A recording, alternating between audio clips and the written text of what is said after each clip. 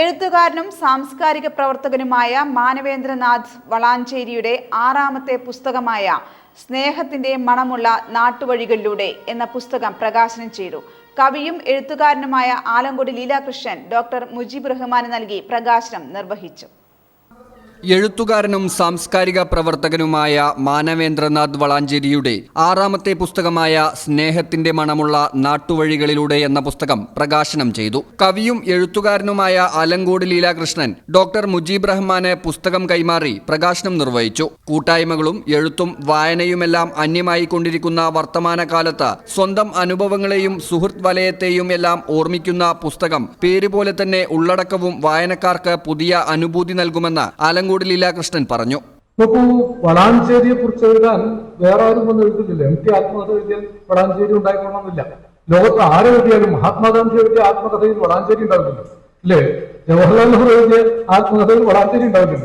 ഒരു വളാഞ്ചേരിക്കാരൻ എഴുതിയാൽ മാത്രമേ വാപ്പുട്ടി ഡോക്ടറും ഗോവിന്ദൻ ഡോക്ടറും യാഹുവും ഒക്കെ അതിന് വരുള്ളൂ. ഇവിടുത്തെ വളാഞ്ചേരിക്കാരായ എവിടെ ഇരിക്കുന്ന ഒരാൾക്കൊരു കഥാപാത്രങ്ങൾ ഈ പുസ്തകം വായിച്ചിട്ടുണ്ടോ അറിയില്ല. പുസ്തകത്തെ KM ഗഫൂർ പരിചയപ്പെടുത്തി. പ്രകാശനത്തോടനുബന്ധിച്ചുള്ള ചടങ്ങിന്റെ ഔപചാരികമായ ഉദ്ഘാടനം KT ജലീൽ MLA നിർവഹിച്ചു. ഓർമ്മകളും അനുഭവങ്ങളും എന്ന പേരിൽ മാനവേന്ദ്രനാഥിൻ്റെതായി പുറത്തു വരുന്നത്. മാനവേന്ദ്രനാഥിനെ ഏറ്റവും കൂടുതൽ സ്വാധീനിച്ച എഴുത്തുകാരൻ ആരാണ് എന്ന് ചോദിച്ചാൽ ഈ പുസ്തകത്തിന്റെ താളുകളിലൂടെ കണ്ണോടിച്ചാൽ അത് നമുക്ക് മനസ്സിലാക്കാൻ കഴിയും. MT യും VT ഭട്ടതിരിപ്പാടും കമലാസുരിയും ഒക്കെ ചെറുകാടും എല്ലാം